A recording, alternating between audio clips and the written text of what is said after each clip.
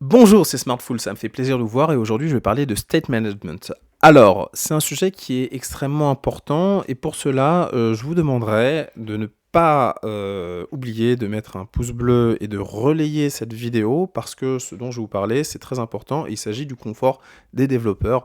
Alors, soit vous êtes débutant, soit vous êtes un développeur confirmé. Dans tous les cas, ça vous sera utile et n'hésitez pas déjà à en parler autour de vous, enfin, avec vos amis développeurs. Parce que c'est un sujet qui, à mon sens, est très important parce que c'est un sujet qui est assez central dans la construction d'applications front.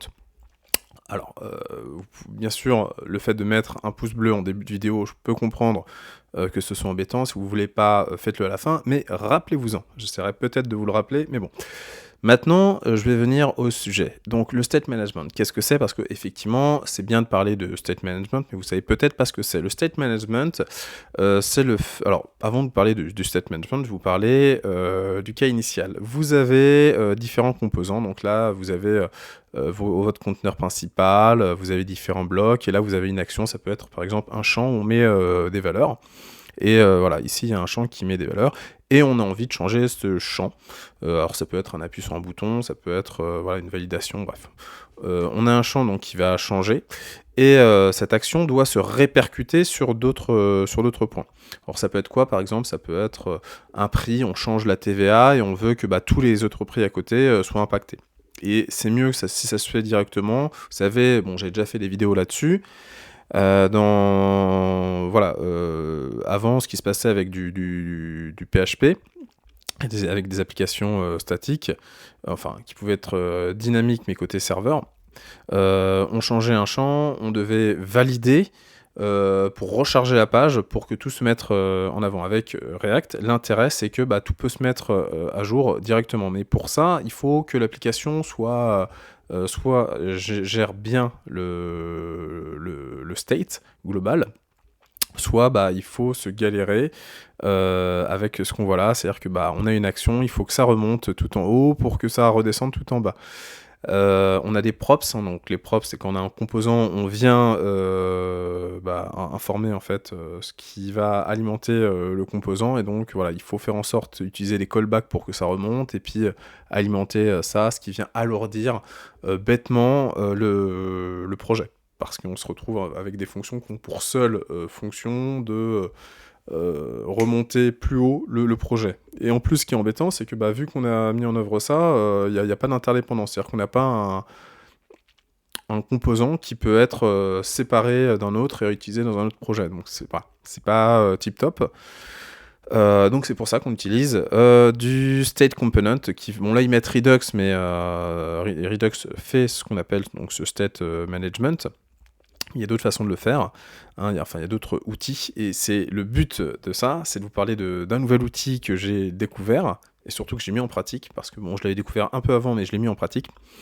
Donc, avec le state management, on n'a pas besoin de faire en sorte que on remonte tout et puis ça redescend. Non, en fait, on a un store, il gère en fait le state management et il vient mettre à jour les points qui ont besoin de se mettre à jour.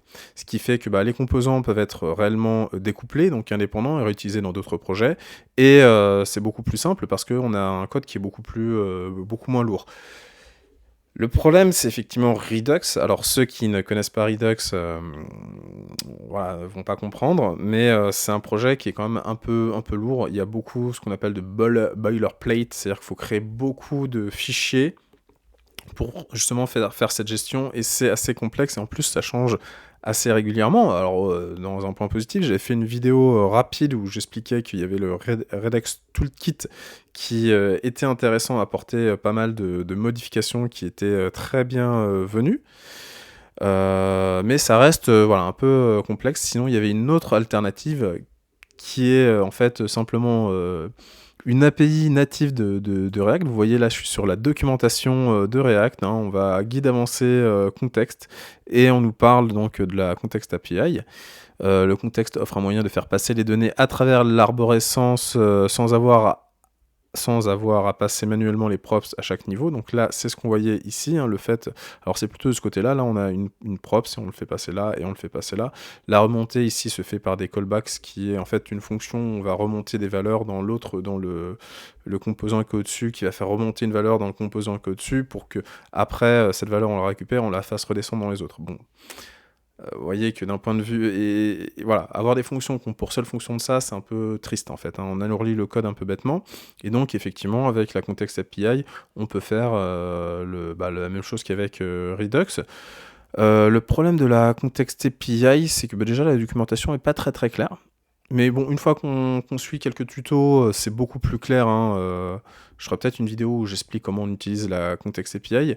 Mais il y a voilà, avec les hooks, ça a été quand même pas mal simplifié. Là, je vous montre vite fait ce que c'est, mais bon, je trouve que la doc est pas très claire pour faire ça.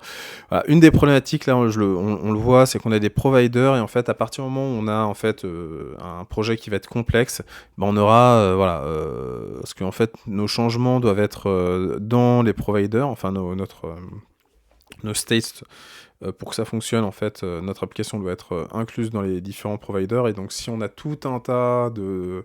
mettons qu'on a facture, produit, prix, si on a plein d'items, plein d'états différents, et ben on aura voilà, une accumulation d'une dizaine, d'une vingtaine, enfin bon, après ça dépend, plus le projet sera complexe, plus on aura, ce sera pas très très beau, c'est pas très très grave comme problème, mais bon, ça peut quand même être un peu lourd. Et pourquoi je fais cette vidéo? Pour vous parler donc de cette solution qui s'appelle Justand. Alors le site est très minimaliste, hein, comme vous le voyez. On voit simplement un exemple et voilà, la capacité voilà, d'incrémenter ça. Vous voyez, hein, il y a de la parallaxe, c'est sympa. La parallaxe en haut et en bas, clac, et on peut faire les deux effets. Bref, c'est sympa l'effet parallaxe. Voilà, Justand, qui est une solution qui simplifie largement le state management. Et c'est pour ça que je vous demandais en fait de partager et de liker cette vidéo, parce que voilà, c'est pas forcément pour moi. Moi, j'aimerais qu'en fait largement cette solution soit utilisée, parce que c'est quand même mieux quand on se retrouve dans une entreprise et qu'on doit faire du Redux ou de la Context API. Bon, ça va, hein, c'est pas dramatique, mais dans l'idée, c'est quand même bien d'utiliser des outils qui sont le plus simples et le plus sympa à utiliser. Et Justand règle énormément de problématiques. Alors, voilà, comme on le voit, le site est très simple. Et la plupart des informations sont dans le GitHub, qui sont là, et au moins on voit, c'est simple, hein, il n'y a pas 3000 pages à lire. C'est ce qui est intéressant, c'est qu'au moins voilà, c'est une solution simple et efficace. Puis voilà, hein, sur le GitHub, si vous voulez aller plus loin, vous pouvez lire le projet, bon, c'est pas obligatoire. Je vous explique rapidement, bon, l'installation c'est simple, hein. Alors oui, il n'y a qu'un seul paquet à faire, hein, npm install Justand. Avec Redux, qui est compliqué, si vous l'utilisez avec React, il faut installer Redux plus Redux Toolkit plus React Redux. Donc, ça fait 3 paquets à installer, c'est un peu chiant. Bon, avec la Context API, vu que c'est natif, il n'y a rien à faire. Mais bon, là, voilà, il n'y a qu'un seul paquet à installer. On crée un store. Voilà, ici donc c'est beers, increase population et remove all beers. Donc ça c'est pour remettre le compteur à 0. Bam, on voit que c'est très simple la création du store, hein. On a soit une valeur, donc on met la valeur de points et puis enfin le nom de la valeur de points et la valeur, soit le nom d'une fonction. Et voilà, c'est entre parenthèses, fonction fléchée, et on fait set avec un state qu'on vient ici, et donc on récupère le state beers pour l'incrémenter de 1, ici, tac. Et pour le remettre à 0, set beers 0 pour remettre tout à 0. Donc ça, c'est assez... Enfin, voilà, c'est très simple, hein, à mettre en œuvre, et l'utilisation, elle est très simple. On prend le store, et puis on crée beers, voilà, en faisant state beers. Et pareil pour la fonction qui a été créée, on fait use store state increase population, et puis on peut l'utiliser. Paf. Voilà, c'est aussi simple que ça. Et voilà, moi je l'ai testé sur une shopping list. Et voilà, on peut aussi mettre des paramètres, hein, dans les fonctions, ça fonctionne très bien. Voilà, pour vous dire que, alors, ils disent quel est l'avantage de Justand par rapport à Redux. Alors c'est simple, et il y a une opinionated, enfin sans opinion. Comme on le voit là, il se vante hein, sur Redux Toolkit d'être opinionated. Opinionated, ouais, je vais quand même essayer de le dire. Voilà, opinionated, make hooks the primary means to consume states. Donc voilà, c'est utiliser les hooks, c'est simple, c'est cool, c'est moderne, c'est dans l'esprit de React. Voilà, on n'a pas wrappé l'app dans un enfin le contexte dans un provider et can inform component. Oui, donc ça c'est pour can inform components transiently without causing render. Ouais, bon, ça j'ai pas compris, je vais être honnête. Par rapport au contexte, donc voilà, il y a moins de boilerplate. Alors avec Redux, il y en a pas mal.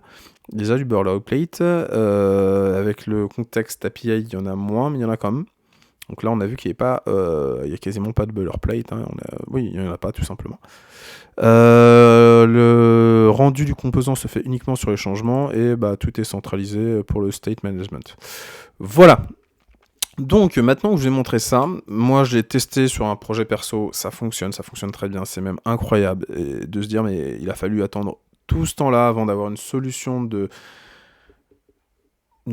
voilà, de state management simple, épuré. C'est pas normal de se casser la tête pour un truc aussi con. Hein. Normalement, le front, c'est censé être surtout savoir comment on intègre les choses, comment on va mettre des petits effets et tout. On n'est pas censé faire des tâches qui peuvent être complexes. La configuration doit pas être complexe et vraiment, on va être honnête. Hein, je trouve que le state management, c'était un peu le point noir des applications clientes. Là, au moins, on simplifie les choses et donc on peut travailler sur l'UX ou travailler sur faciliter la création d'applications clients, ce qui est cool. Alors, il y en a qui vont me dire, oui, tiens, mais attends, en fait, ce que tu nous proposes, voilà, c'est un site rapide, vite fait, où il y a une petite démo de Zustand, et puis voilà, c'est un petit projet GitHub, et c'est totalement normal. Moi, je regarde une vidéo comme celle que je fais aujourd'hui, là, je me dirais, attends, c'est quoi ce délire? Il nous propose une bibliothèque qui est simplement un petit projet GitHub. Il y a quand même 11 000 stars. Alors, c'est beaucoup sans lettres. Je vais vous montrer un point de comparaison. Alors oui, Justin, ça appartient à Pomandres. C'est un collectif de développeurs open source. Ils ont fait d'autres points. Les stars, c'est pas celui qui en a le plus, là. Là, on va voir, hein, il y a un classement. Enfin, oui, j'ai fait le classement ici. Donc, on a React Spring. Spring, c'est une bibliothèque d'animation. React Animation Library. Là, c'est des outils de rendu pour Three.js, qui est un outil en 3D.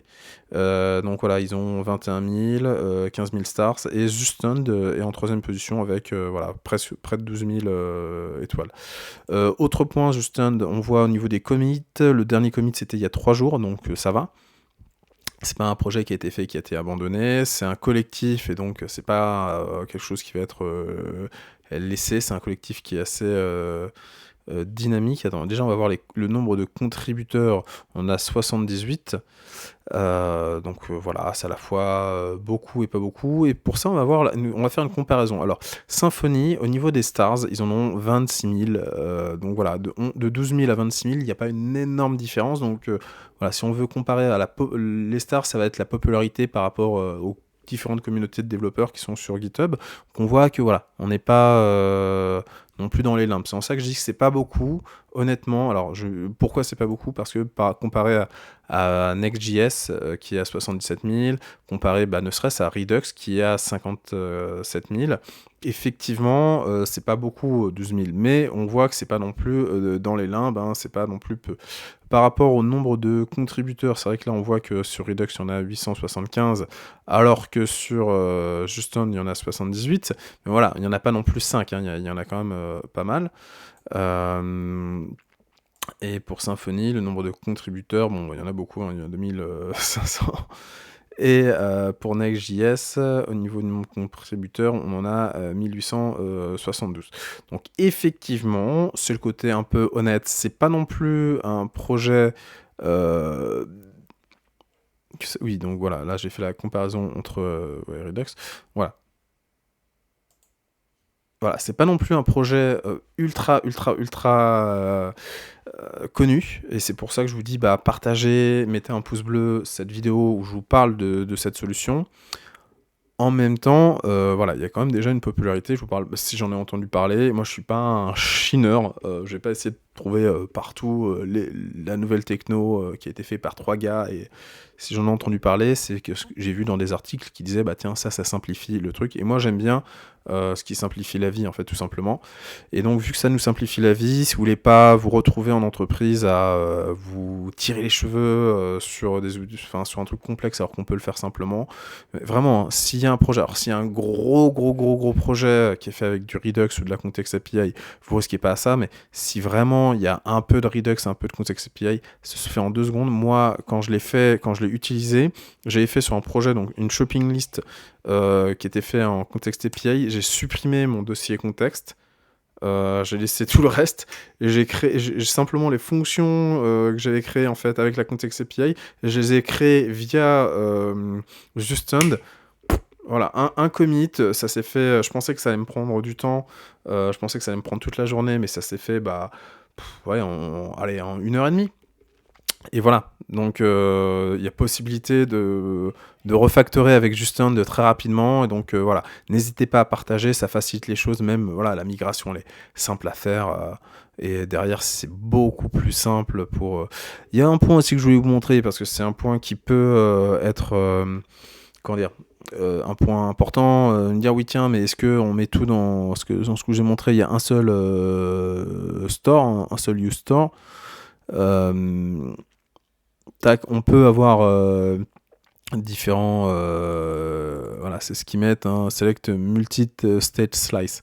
Donc voilà, on peut créer des projets complexes avec ça. Alors là, je l'ai pas fait, hein, j'ai fait une shopping list, c'est pas ultra méga complexe, j'ai pas fait un projet plus complexe, mais je pense qu'il y avait un projet un peu plus complexe que j'avais en tête et que j'avais arrêté parce que je me tirais un peu les cheveux. C'était avec du Redux, mais en plus c'était pas avec le Redux Toolkit, c'était avec le Redux à l'ancienne. Je m'étais un peu tiré les cheveux avec ça, et bah là je vais le refaire avec Justand, hein, parce que à partir du moment où c'est plus simple, voilà, dans le temps libre, j'ai pas 150 000, j'ai pas tout mon temps pour faire des petits projets. À partir du moment où on a des outils plus simples, pendant mon temps libre, je vais pouvoir faire des choses, et ça aussi qui est cool, quoi. C'est voilà. C'était Smartful. Je voulais vous parler de ce projet, ça me semblait important pour le coup. J'espère être amené à l'avenir à faire plus de vidéos dans ce type, vous parler de solutions pertinentes et non pas faire des vidéos pour des vidéos. Peut-être qu'il n'y aura pas énormément de vidéos, mais j'essaierai surtout de faire des vidéos qui apportent une valeur ajoutée pour vous aider, vous en tant que développeur, mais aussi à propager les bonnes initiatives. Donc ce qui fait que je ferai pas forcément des... Alors si, je ferai quand même à mon avis à faire des vidéos assez régulières, hein, mais voilà, faudra pas non plus s'attendre à une foule de vidéos. Je pense que ça dépendra, hein. S'il y a un moment où j'ai beaucoup de choses à dire, je ferai pas mal de vidéos, mais voilà, j'ai envie vraiment d'apporter de la valeur ajoutée lors de mes vidéos et pas créer du contenu pour créer du contenu. En tout cas, voilà, là c'était très important, très intéressant, et je me devais de faire cette vidéo. Et je pense que si vous avez compris ce dont je parle, vous vous devez aussi de soutenir, même si vous m'appréciez pas spécifiquement, de mettre un pouce bleu et puis de partager cette vidéo. Voilà. C'était Smartful, je vous souhaite une excellente journée, à bientôt.